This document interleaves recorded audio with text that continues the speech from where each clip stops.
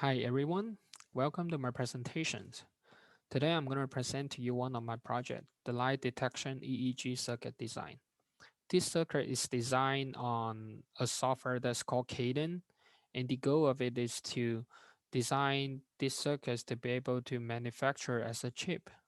So everything in this project is designed in a transistor level.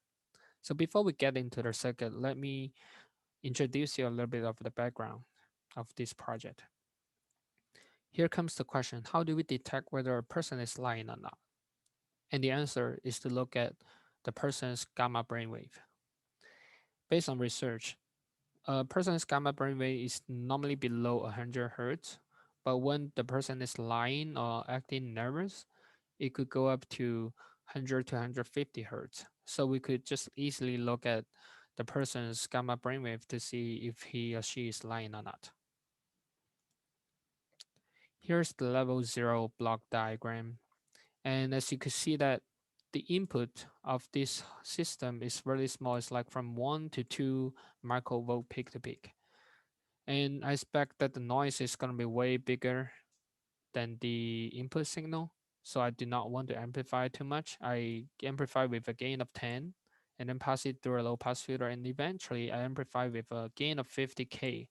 And the output of this circuit is going to be a 1 volt peak to peak signal. The very first step I have to do is to design my own op amp. I do not have any pre-designed op amp to use for this circuit.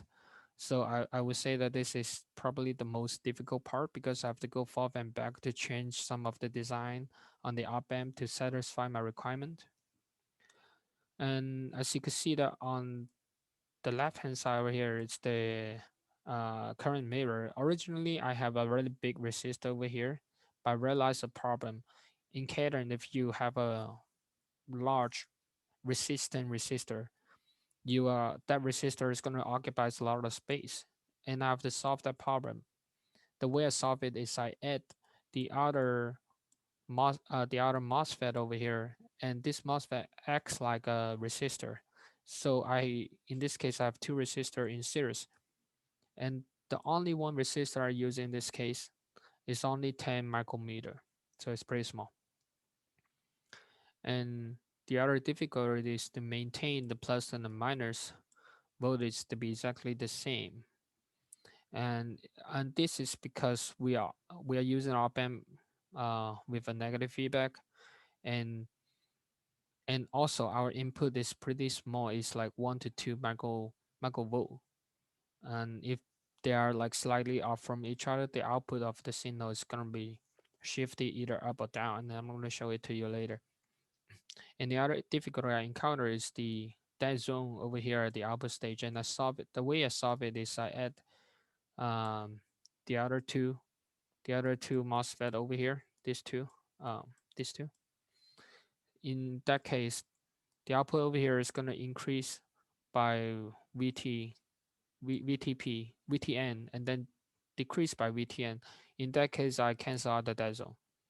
And the last issues I encounter over here is the output impedance of the op amp.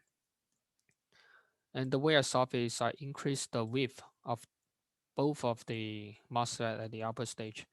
And as you can see that when we increase the width of the transistor of the MOSFET, our capacitor will increase. But that's totally fine because in my case, my my the frequency of the signal are normally below 200K. I mean below 200 hertz. So even though I increase the capacitance over here, it's not going to affect that much. But when I increase the width, when I increase the width of these two, the output resistance decrease a lot because if you look at the formula, it's RSQ. The output resistance is RSQ times L divided by W. So when the W increase, the output impedance decrease a lot. So here's the first amplifier that I have, and this input over here is 1 to 2 uh, microvolt. So this input is really small. The circuit is not difficult to build, but to make this circuit, we'll have to constantly change the design of the op amp such that the plus and the minus is equal to each other. If in case the plus and the minus are a little bit off from each other, what we will see over here is this output is gonna be either shifting up or down. And we do not want that because that's gonna mess up the rest of the circuit. And here's the second op amp that I have. As you can see that the gain is actually, the total gain is actually the gain of two part. This is the first stage. This gain is R4 plus 2R0 and divided by R4. And this is the second stage of the op amp. And when you multiply them up, the total gain is 50K. This is the simulations of that amplifier. And as you can see, the graph on the left is the output of the first stage, and the graph on the right hand side is the output of the second stage. And this is the actual output, this one, the one on the right hand side. However, even though the actual gain is 50K, the calculated gain I have is 180K. And the reason is because if you look back to this circuit over here, these two resistors, are used over here are pretty small. They are like 35.5 ohms. And in the calculation, I did not calculate the output impedance, the output resistance of the two op amp, and that explains why why my calculated gain is 180K, but the actual gain is 50K. And the last design is the low pass filter design. One issue is that when I make the low pass filter is that when you want to make a simple RC filter, you can add it like that. But the issue is our frequency, our cutoff frequencies is going to be 150 hertz. This is pretty small. And the time constant, the RC, has to be really big. But in this case, there's no way for us to get the resistor multiply the capacitance to be that big. So I have to figure out a way to amplify either the resistance or the capacitance. And in this case, I amplify the capacitance. And the way I do it is I use this circuit, which is called the impedance converters model. And as you can see that on this in this equation, if I replace the Z1 with a small capacitor, and I give a Z3, Z5 a really big value and the Z2, Z4 a really small value, I could amplify the capacitor a lot. And here's the circuit of my low pass filter. It is actually a simple RC low pass filter.